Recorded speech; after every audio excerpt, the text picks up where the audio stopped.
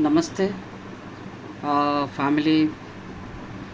मैं आप लोगों को आज एक अच्छी सी चीज़ सिखाने वाला हूँ, तो जल्दी से सब्सक्राइब कीजिए मेरे चैनल mohan_tech M3, जिसमें कि मेलोडी, कॉमेडी, मस्ती सब कुछ रहता है और टेक्निकल थिंग्स भी रहता है, बिजनेस रिलेटेड रहता है। तो एक प्रोफेशनल चीज़ आप लोगों को मैं सिखाने वाला हूँ। जैसे एक अच्छा पासपोर्ट साइज़ को आप गूगल क्रोम से कैसे एक प्रोफेशनल फ़ोटो बना सकते हो।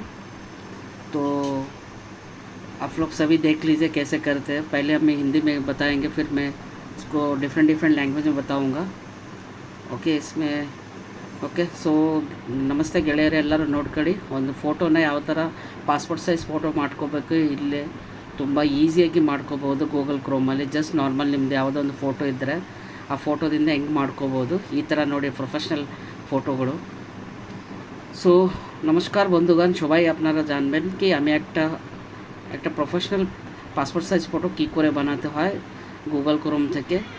অনেকই সুবিধা, সিম্পল, এখনও ডিজিটাল সবাই জানে, সবার দ্বারা অনেকেই লাইক ফোনগুলো অনেক ক্ল্যারিটি, পাসপোর্ট সাইজ যে কোনো একটা ফটো নিয়ে আপনারা এই করতে পারেন। So everyone, good afternoon. Please see how we'll make a professional picture of passport size by doing a simple things. Okay, just you need to go to the Google Chrome. यहाँ पे जाना है।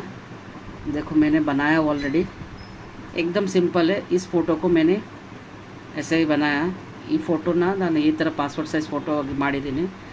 Okay, so ನೀವು ಎಲ್ಲ ಏನು ಮಾಡಬೇಕಂದ್ರೆ starting ಹೋಗ್ಬಿಟ್ಟು cutout pro ಅಂತ ಹೋಗಬೇಕು. ನಾನು ಸ್ಟೆಪ್ಸು ತೋರಿಸ್ತೀನಿ ನಿಮ್ಮೆಲ್ಲರಿಗೆ, ಸೊ ಈಸಿಯಾಗಿ ಗೊತ್ತಾಗಲಿ ನಿಮಗೆಲ್ಲರಿಗೆ. ಸೊ ಬ್ಯಾಕ್ ಹೋಗ್ತಾ ಇದ್ದೀನಿ. ಓಕೆ, ಏನಿಲ್ಲ, just open A Google Chrome page.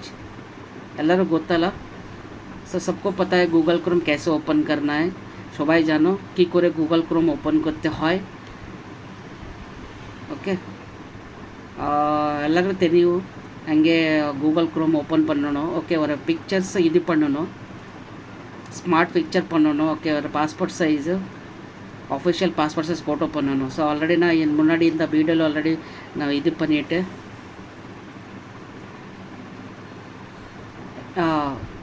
so just see that I have put it cutout pro. Then I went where, okay, cutout pro.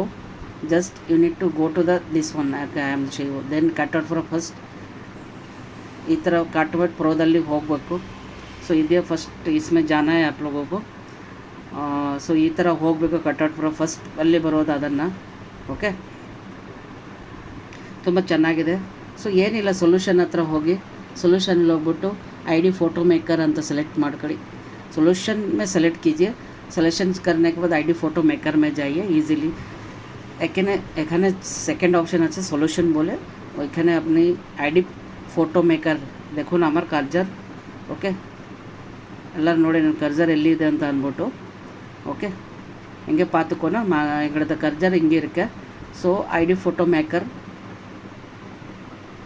இந்த ஒரு அட்வர்டைஸ்மெண்ட்ல க்ளோஸ் பண்ணணும் அந்த டைமில். Okay, so simple